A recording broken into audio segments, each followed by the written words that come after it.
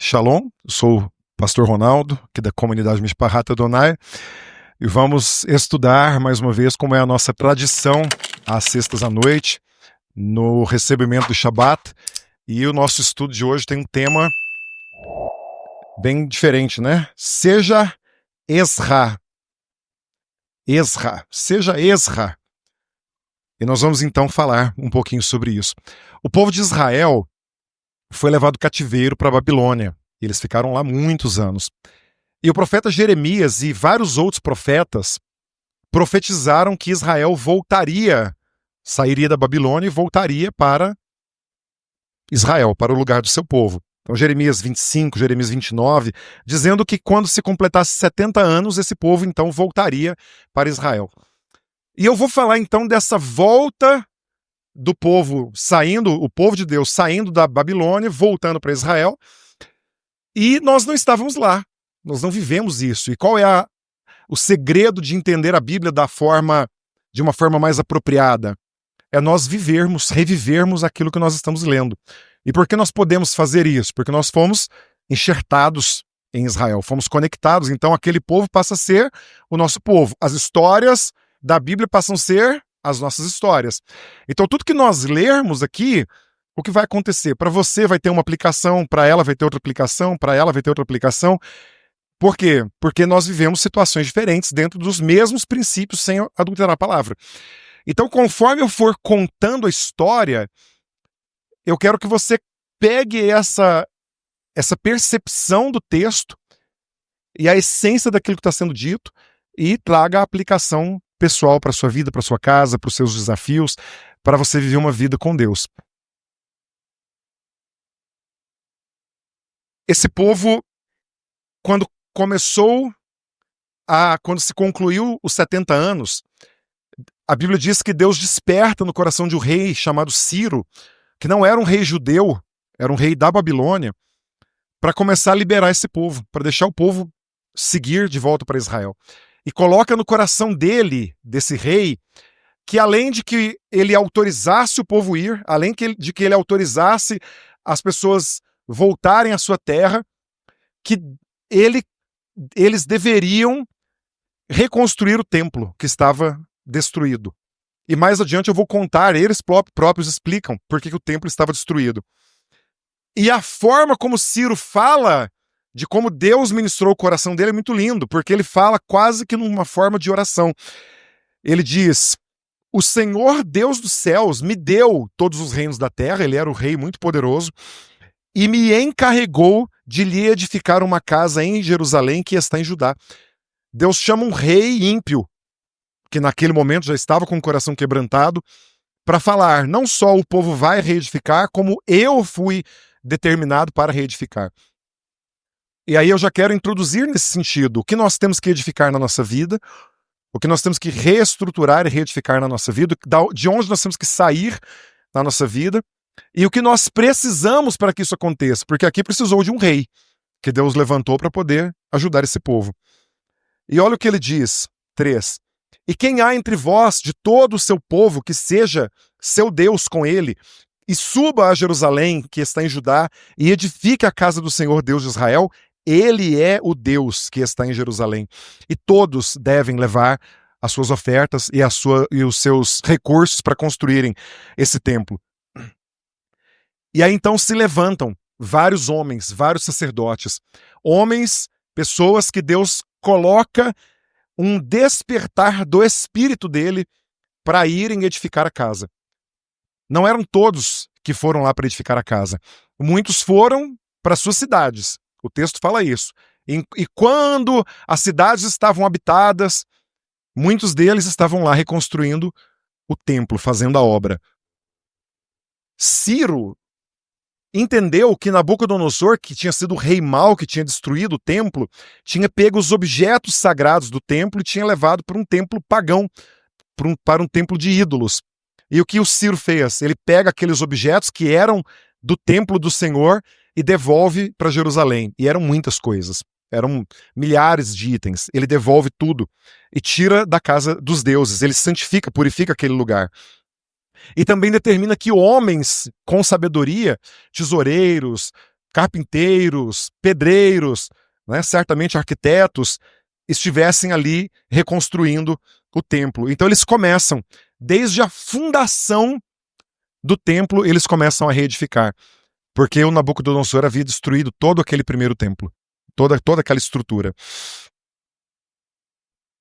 Uma grande multidão voltou para suas cidades, como eu havia dito, e eles começam a reconstruir. E a Bíblia diz algo muito lindo, porque diz que eles se reuniam como um só homem, com um só propósito, com um só coração, com uma só determinação em reconstruir, em restaurar todo aquele lugar de adoração ao Senhor. E no meio da restauração do templo, eles celebram a festa de tabernáculos. Eles param e celebram uma grande festa, porque era ordem do Senhor. E eles pegam os ramos, eles pegam as 3 espécies, nós já celebramos muitas vezes, eles constroem as suas cabanas, as suas tendas, e falam, ainda que o templo não esteja pronto, como era necessário ter naquela época, nós estamos aqui habitando em tendas, e nos memorando e nos lembrando do que Deus fez de nos tirar do Egito, e nos fazer habitar em tendas, e agora de nos tirar da Babilônia, e nos fazer poder reconstruir o templo. Eles celebram as festas. E eles cantavam, eles jubilavam, eles adoravam, e fala que era difícil discernir, tamanho era o clamor e o júbilo de discernir o que era choro do que era riso. De tão intenso que era aquele momento, quando eles viram as fundações da casa. O início da reconstrução de todas as coisas. E nós olhamos para a nossa vida e às vezes vemos áreas, tantas áreas, que precisam ser restauradas, reconstruídas. Mas as pessoas verão a nossa alegria. Mas nem tudo foi fácil. E a palavra diz que se levantaram adversários de Israel. E qual foi a primeira estratégia que os adversários tentaram fazer? Não foi, parem de construir isso. Essa foi a segunda. A primeira estratégia foi, posso construir com vocês? Posso me tornar um com vocês? Posso estar no meio de vocês? E os homens, né, o Zorobabel, os homens, os pais ali que estavam cuidando da obra, falaram, não. Não convém que nós edifiquemos a casa ao nosso Deus com vocês, mas estaremos sozinhos e edificaremos ao Deus de Israel. Porque eles queriam trazer sincretismo, mistura. Eles falavam que adoravam a Deus, mas não era isso que eles queriam. Eles eram inimigos de Israel. Então nós precisamos ter discernimento com isso. Todavia, o povo da terra, as pessoas que moravam ao redor de Jerusalém, inclusive aqueles que haviam ficado depois da destruição de Jerusalém, fazia o quê contra o povo de Israel?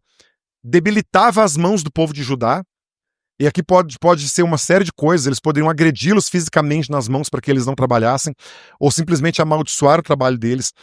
Inquietava-os no edificar, eles não deixavam quietos eles trabalharem, eles deviam ficar ali o tempo inteiro, não, mas isso não vai dar certo, não, mas para com isso, olha aí, você está cansado, vai cuidar da sua mulher, você está tantos dias aqui trabalhando, né? Larga a mão desse negócio, para com isso. Né? Ficava ali o tempo inteiro inquietando eles.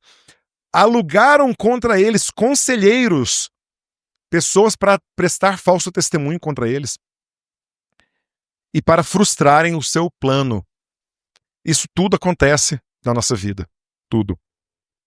Todos os dias do rei de Ciro, até o reinado de Dário, até o reinado do Assuero, no princípio do reinado, eles escreveram uma acusação contra os habitantes de Jerusalém. Então eles viram que tudo aquilo não dava certo, aquelas ameaças físicas constantes, eles escreveram uma carta para o rei.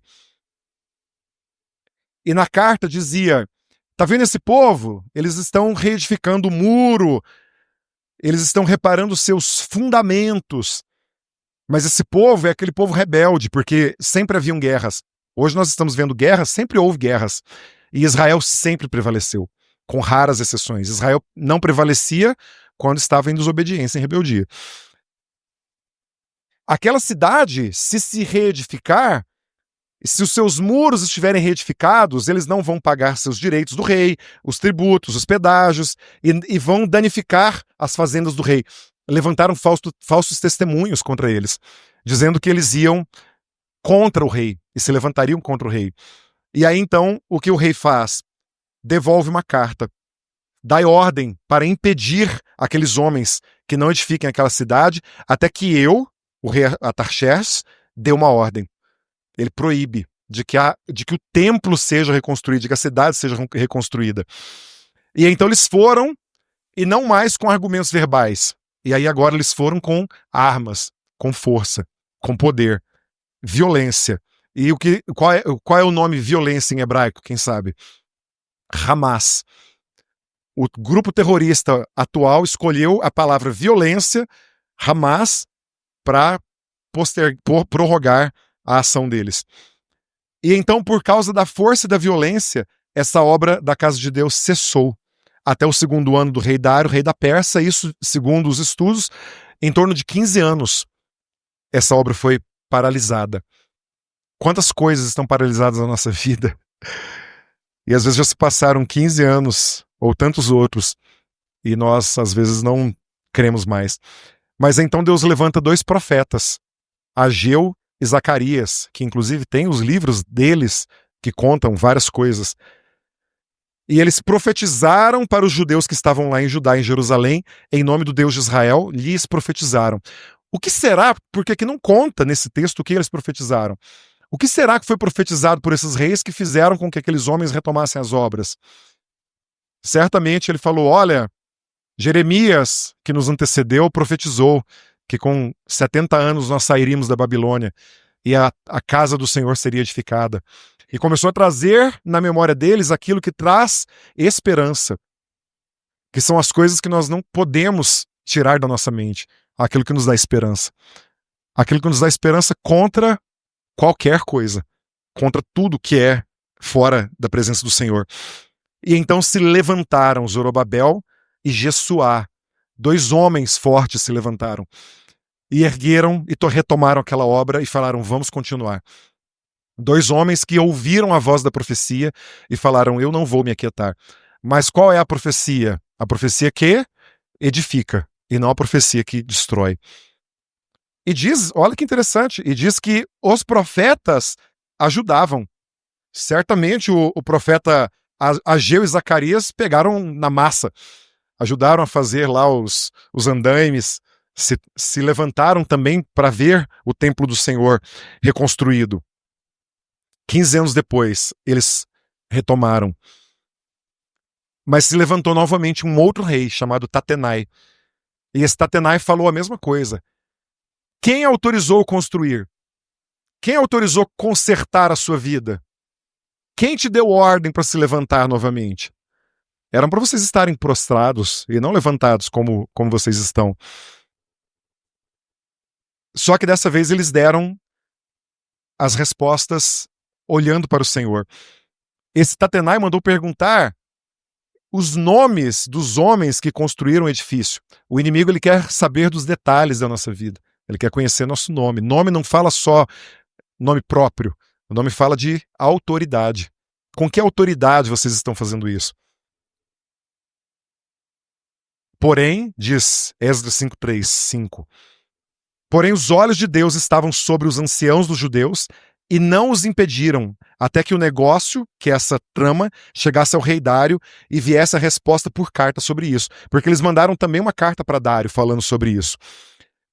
E quando a carta chega a Dário, aqui vai a resposta que os judeus deram para Dário para pedir para continuar reedificando o muro. E aqui tem algo muito interessante. Eles disseram, nós somos servos do Deus dos céus e da terra. E reedificamos a casa que há muitos anos foi edificada, porque um grande rei de Israel edificou e a terminou. Mas depois que nossos pais provocaram a ira do Deus dos céus, ele os entregou nas mãos de Nabucodonosor, rei da Babilônia, o caldeu, a qual destruiu essa casa e transportou o povo para a Babilônia. Estava explicando o que tinha acontecido antes deles voltarem a reconstruir. Porém, no primeiro ano do Ciro, já tinha passado mais de 15 anos depois disso, né? O rei da Babilônia, o rei Ciro deu ordem para que essa casa de Deus se reedificasse. Agora, pois, se parece bem ao rei Dário, busque-se na casa dos tesouros do rei que está em Babilônia, se é verdade que se deu uma ordem pelo rei Ciro para edificar a casa de Deus que está em Jerusalém, e sobre isso faça saber a vontade do rei. Então eles trouxeram não só a memória, mas eles comprovaram historicamente que o próprio Deus, criador dos céus e da terra, havia levantado um rei como Dário, autorizando eles a reconstruir a terra. E é por isso que eu entendo que Deus fez questão de deixar para nós escrita a palavra, para que nós possamos ter como ler e falar: Senhor, aqui está escrito na tua palavra. Os judeus falaram: veja se não está nos teus escritos históricos da Babilônia, se o rei Ciro não nos autorizou ir. E aí então o rei Dário acha. E quando o rei Dário acha, o Espírito de Deus move sobre o coração de Dário para poder também abençoá-los. Então o rei Dário deu ordem, buscaram os arquivos, se acharam no tesouro, e leu-se que o rei Ciro havia falado que deveria sim ser construída a casa, e não só que deveriam ser construída a casa, que deveriam se voltar os serviços religiosos ali, que a casa deveria ter fundamentos fortes, que os governadores dos judeus deveriam edificar a casa de Deus naquele lugar, e falava que ele estaria investindo financeiramente. Ele finaliza a carta escrita por Ciro. Então o Ciro finaliza a carta dizendo: o Deus, pois, que fez habitar ali o seu nome, derrube a todos os reis e povos que estenderam sua mão para mudar o decreto e destruir esta casa de Deus que está em Jerusalém. Aí já é o rei Dário falando: eu, Dário, baixei o decreto, com diligência se faça. Ele encerra de ler a carta do Ciro e ele diz que se construa a casa com diligência, porque eu dei o decreto. E ele começa a ajudar o povo judeu a construir também a casa. E aí então eles voltam para o trabalho e tentam reedificar todo aquele templo. E é muito próximo, muito parecido realmente com essa imagem. Enfim, eles iam edificando, prosperando através da profecia. E o que diz aqui? Que eles lembravam daquela profecia. Coisas que Deus fala ao seu coração, que te edifica, que te aproxima dele, que te faz prosperar. Edificaram e terminaram a obra conforme mandado do Deus de Israel. Os filhos de Israel, os sacerdotes, os levitas, os restantes do filho do cativeiro, fizeram a dedicação desta casa de Deus com alegria. Eles terminam toda a construção com as mãos.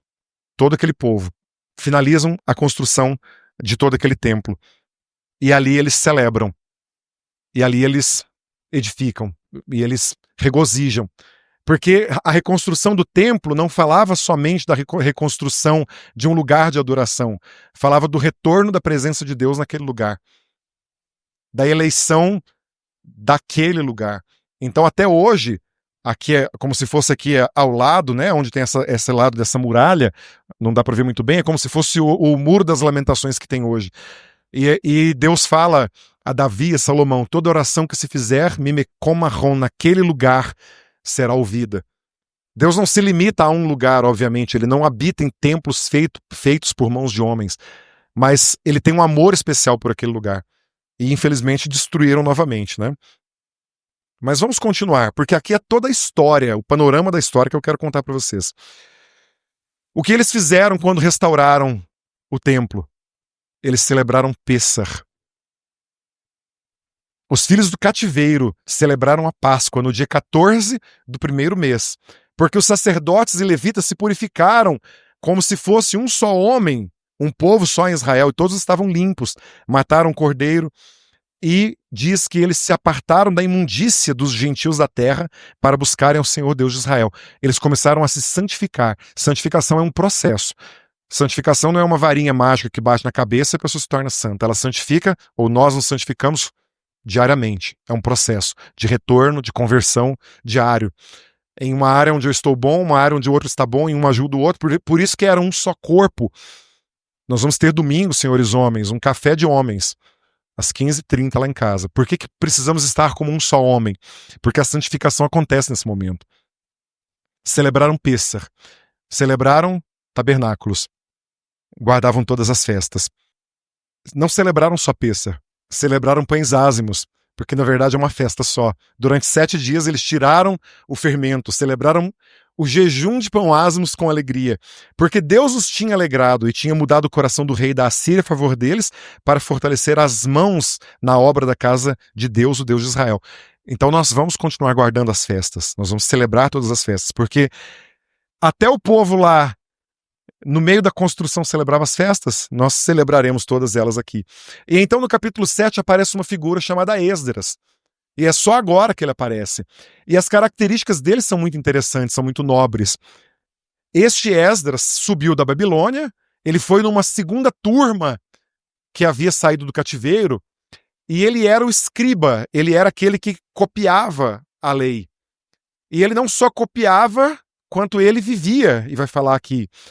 Era escriba hábil na lei de Moisés que o Senhor Deus de Israel tinha dado. Segundo a mão do Senhor Deus que estava sobre ele, o rei daquela época havia dado tudo o que ele queria. E nós vamos ler, quando vocês lerem depois desse texto, vocês vão ver que Deus colocou na mão de Esdras tesouros enormes para que ele pudesse levar. Ele falou, eu confio em você e vou deixar nas suas mãos vários tesouros para você levar até Israel. Esdras tinha preparado o seu coração para buscar a lei do Senhor, ou buscar o Senhor obedecendo a lei, para cumpri-la e ensinar em Israel os estatutos e os juízos. Então ele escrevia cópias, ele conhecia, ele vivia, ele ensinava as pessoas a viverem. Ele era um homem preparado e separado por Deus. Mais adiante eu vou falar de uma característica judaica dele muito, muito interessante. Olha o que o rei disse a respeito dele, escrevendo para ele. E tu, Esdras, conforme a sabedoria do teu Deus que possuis, nomeia magistrados, juízes, que julguem a todo o povo que está além do rio, a todos os que sabem as leis do teu Deus, ou seja, homens que conheciam a Deus para trabalhar junto com ele, e ao que não sabe, você vai ensinar. Conhecer, viver e ensinar. E andar junto com pessoas que vivem a palavra. E aí então, quando o Esdras estava saindo da Babilônia, diz que ele apregou um jejum àqueles homens todos que estavam com ele. E o motivo desse jejum era porque eles iriam viajar uma distância longa, e ele diz que ele teve vergonha de pedir para o rei soldados para protegê-lo. O próprio Esdras fala isso. E o que demonstra, a tradição judaica demonstra que ele era um homem muito humilde. E ele sabia se preocupar com coisas grandes, mas ele tinha uma grande humildade em relação a coisas grandes. Tive vergonha de pedir ao rei o exército de cavaleiros para defender o inimigo. Ele jejua e fala que Deus moveu-se pelas suas orações e eles chegam a Jerusalém seguros. O Senhor cuida de todos os nossos detalhes, da nossa saída e da nossa entrada. Acabadas essas coisas, chegaram os príncipes, e aqui entra a parte mais dramática da história do livro de Esdras. Porque os príncipes de Israel falaram, o povo de Israel, os sacerdotes e os levitas, inclusive aqueles que estavam lá atrás, que já estavam se purificando, não têm se separado dos povos dessa terra, seguindo as suas abominações, dos povos às quais Deus proibiu de que eles tivessem união. E assim, tomaram suas filhas para si e para seus filhos, e se misturou a linhagem santa com os povos dessa terra, e até os príncipes e magistrados foram os primeiros nessa transgressão. E aqui tem algo muito interessante, que eles não tomaram simplesmente mulheres como casamento, porque o casamento tinha que cumprir a lei. Eu vou ler depois aqui a lei que proibia eles de tomarem mulheres que não fossem do próprio povo. Então a tradição diz que eles tomaram mulheres para si e não se casaram. Apesar de que a palavra aqui ela usa casamento, eu vou falar mais adiante, mas como eram mulheres que não eram seguidoras da lei da Torá, então Deus não via aquilo como um casamento. Ouvindo tal coisa, eu rasguei as minhas vestes e o meu manto, arranquei os cabelos da minha cabeça e da minha barba e sentei-me atônito. E se juntaram a mim todos os que tremiam das palavras do Deus de Israel por causa da transgressão do cativeiro. Quando ele ficou sabendo do pecado que o povo tinha vivido e ainda estava vivendo, ele se colocou atônito. Ele se colocou em desespero. Ele se colocou numa situação de... é o fim. A tradição judaica diz que Esdras chegou a pensar que ele não havia mais esperança para Israel. E a oração dele foi que se Deus havia dado um lapso, um momento onde eles poderiam olhar para aquele templo e ver aquele templo, que Deus pudesse restaurar todo aquele povo com a mesma misericórdia. E Deuteronômio 7,13, aonde diz: quando vocês entrarem na terra que eu vou te dar, não te aparentarás com elas, não darás suas filhas a seus filhos, não tomarás suas filhas para seus filhos. É proibido tomar mulheres de outras etnias, de outros povos. Não era nem tanto de outras etnias, necessariamente etnias, mas eram mulheres que não eram aliançadas com o povo de Israel e não temiam, não serviam ao Deus de Israel. E aí então Esdras ora, e ele clama: Senhor, dá-me estratégia. Eu preciso de solução para o teu povo. Eu não posso mais continuar dessa forma. Israel não pode prosseguir servindo e adorando o Senhor dessa forma.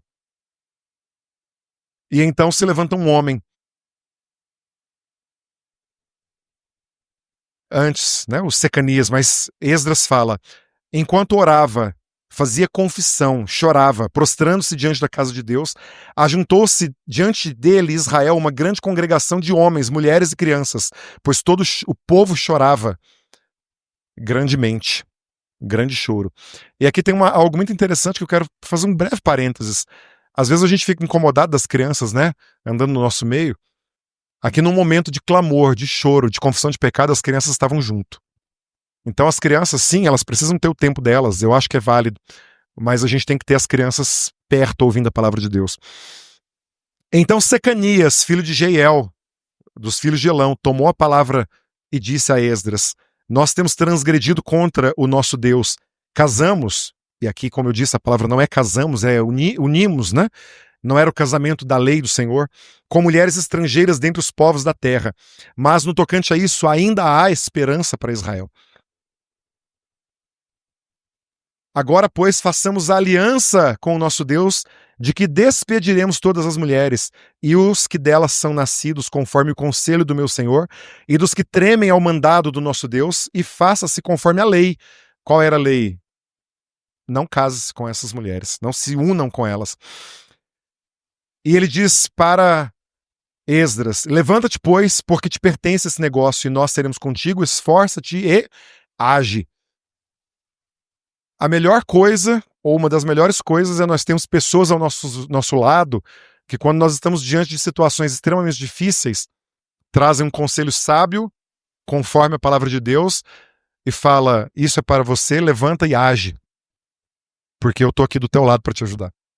E assim fizeram os que voltaram do cativeiro, o sacerdote Esdras e os homens, chefes e pais, segundo a casa dos seus pais,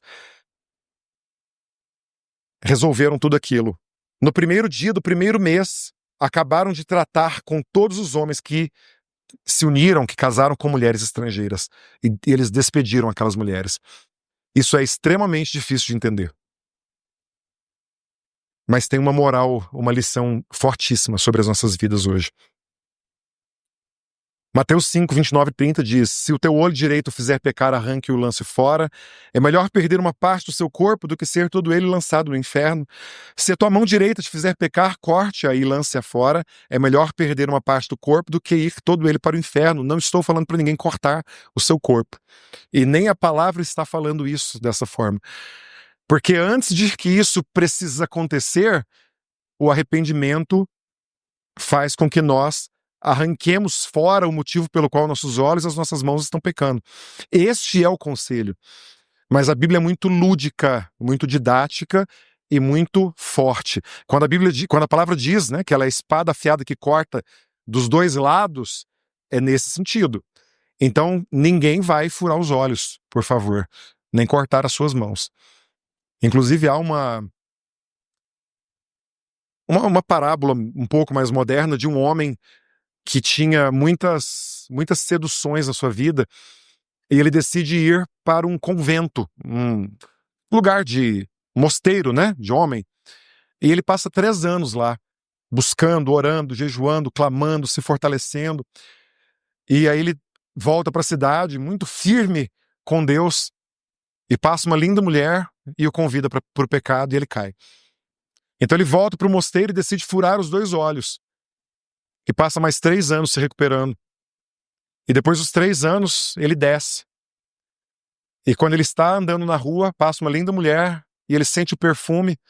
Quando ele respira aquele perfume, ela percebe que ele respira o perfume e ela lhe faz um convite e ele cai. E certamente ele poderia ter mutilado o corpo, porque ele não tirou de dentro dele o pecado.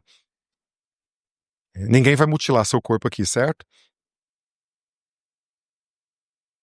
Ezra significa ser ajudador, ou aquele que presta o socorro divino. A missão de Esdras, era conduzir a restauração, a reconstrução do relacionamento entre Israel e o Eterno. Porque pessoas estavam construindo o templo físico, mas Esdras foi ali para reconstruir o relacionamento de Deus com aquele povo. Ele assume a responsabilidade individual de cuidar de cada um. Ele prega a palavra. Ele mostra a lei do Senhor. E quando os judeus leem e estudam sobre sobre Esdra, eles dizem: Kol Israel arevim ze bazê. Todo Israel é responsável um pelo outro. Ele sabia da responsabilidade dele para com o povo de Israel. E ele sabia que ele precisava perseverar, ainda que isso lhe custasse muito caro. Existe uma midrash, um texto judaico que diz, midrash Tanhuma, se a Torá não tivesse sido dada por intermédio de Moshe, de Moisés, teria sido dado através de Esdras, porque ele era o homem segundo o coração de Deus como Davi. Ele era um homem que amava tanto a palavra de Deus, ele tinha um coração tão puro, tanto que ele estava na Babilônia, ele sabia que os homens estavam se contaminando e ele não se contaminou. Ele é então comparado com o segundo Moisés, que resgata o povo do Egito. Moisés é uma prefiguração do Messias. Esdras é como se fosse aquele Messias que traz a palavra sobre nós. E então, a proposta que existe para nós é de vivermos isso. O livro de Esdras fala da reconstrução do templo, das ordens que Deus dá aos reis gentios, fala dos construtores que foram responsáveis, destrincha todas as coisas que eles fizeram, os sacerdotes, os levitas, os profetas, os cantores, uma genealogia enorme, cita o nome de pais, de avós, de bisavós, nomes dos sacerdotes, nomes de todas as coisas, das festas. O livro de Esdras fala de tudo, todos esses assuntos. Mas tudo isso, todo esse contexto, levou o nome de Ezra. Levou o nome de um homem que só apareceu na história com 70% do estudo andado, no capítulo 7 de 10. O que ele fez moldou aquele povo. O que ele fez com que o nome dele estivesse como o nome de toda aquela história. O nome desse livro poderia ser Salatiel, né? Saitiel, o nome daquele homem que falou lá sobre as mulheres. Poderia ter sido Jesuá, um dos homens que construíram o templo. Poderia ter sido qualquer nome. Não, foi Ezra. A missão daquele livro foi mostrar como um homem pode influenciar todo um povo. E essa é a proposta para nós. Sermos Ezra. Não é um trocadilho com um livro, tá? Tem um livro aí. Seja Ezra. Seja um homem firme com Deus, uma mulher firme com Deus. Para nós sermos Ezra, o que isso significa? Ser Ezra, Esdras, é ser livre do cativeiro da Babilônia, que é um sistema de escravidão física e religiosa. Babilônia era um grande lugar religioso de opressão. E eles foram livres disso, e livres fisicamente. É ser dedicado em reconstruir na terra os propósitos eternos de Adonai, sejam eles físicos ou espirituais. O povo estava reconstruindo o templo, e Esdras estava reconstruindo o estudo da palavra. E Neemias chega depois para reconstruir os muros. Ser Ezra é ter convicção sobre onde você está, o que você tem para fazer, sendo reconhecido até pelo mundo por causa do seu propósito. Seja para te perseguir, ou seja para te apoiar. Mas pelo propósito real da sua vida. A Bíblia diz, de que adianta você ser perseguido sendo que você está errado? Sendo perseguido pelo erro. Mas é nobre aquele que é perseguido estando fazendo tudo certo. Ser Ezra é viver em comunidade como se fôssemos um. E eu li pelo menos 2 vezes onde os homens se uniam, a comunidade se unia como um único povo. Todos somos responsáveis uns pelos outros. Ditado judaico. Ser Ezra é ser ousado e não recuar frente aos obstáculos que nos são impostos. Ainda que a obra que o Eterno delegou esteja parada por um tempo, é hora de retomar os trabalhos hoje. O que está parado na sua vida? É hora de voltar ao trabalho hoje. Porque se a obra do Senhor é Ele que capacita, é Ele que levanta recursos, é Ele que levanta pessoas, é Ele que levanta conselhos, é Ele que levanta toda a estrutura para que essa obra volte. Obra, e eu coloquei entre aspas, pode ser qualquer coisa dentro da sua vida que está parado. Ser Ezra é ser preparado de coração para buscar a lei do Senhor. Yeshua diz, aquele que me ama guarda a minha lei, os meus mandamentos, para cumpri-la e ensinar os estatutos, os juízos, os mandamentos, as ordenanças, viver a palavra de Deus e ensinar. Isso é ser Ezra. E por fim, ser Ezra é não se conformar com o pecado individual e coletivo. Quem já celebrou Yom Kippur conosco sabe que nós passamos aqui dias orando e clamando por pecados que nós não cometemos, pecados comunitários. Mas nós precisamos nos preocupar individualmente uns com os outros, nas dificuldades, nas fragilidades de cada um. Esdras chorou, clamou, se humilhou pelo pecado do povo, até que viesse a solução. Enquanto não veio a solução, ele não clamou. Ele estava na Babilônia e não se contaminou.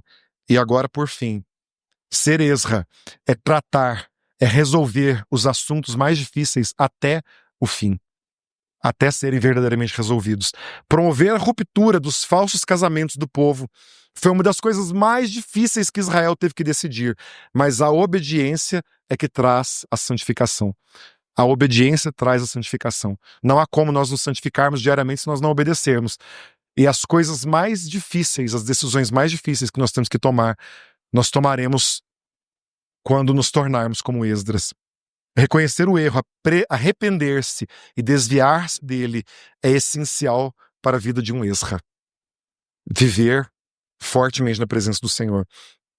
Existe um Provérbios 24:10 que diz: se te mostrares fraco no dia da tua angústia, é porque a tua força é pequena. E sim, nossa força muitas vezes é pequena.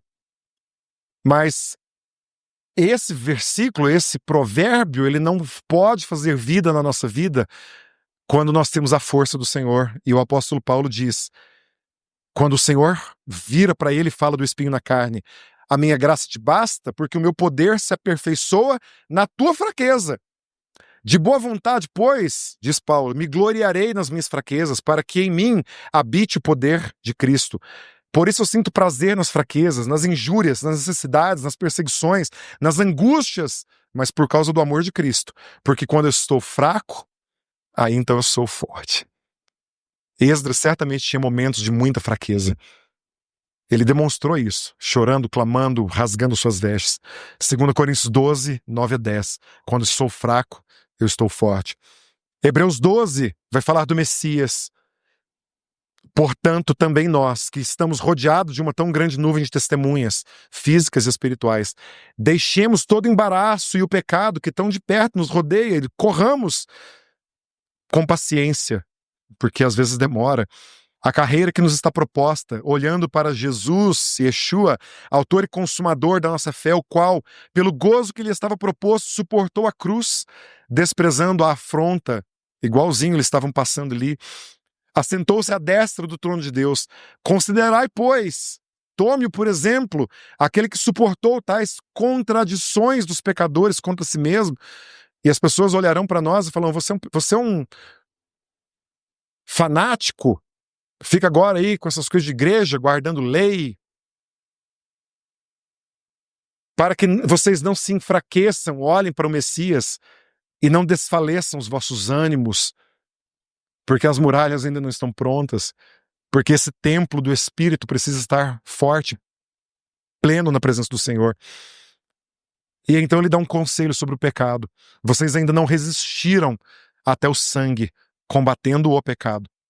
Nenhuma tentação vem sobre nós que não humana, que nós não sejamos suficientes junto com Deus na força que vem dele para vencermos. Seja Ezra. Olhe para o Senhor. Toma a tua missão. Olha para a obra que ele te deu e recomeça hoje. Ou começa do zero, desde os fundamentos. E saiba que se você está aqui, você tem um povo para caminhar junto. Porque a história de Esdras, a história da reconstrução do templo, a história de Neemias, da reconstrução dos muros, é a história da nossa vida.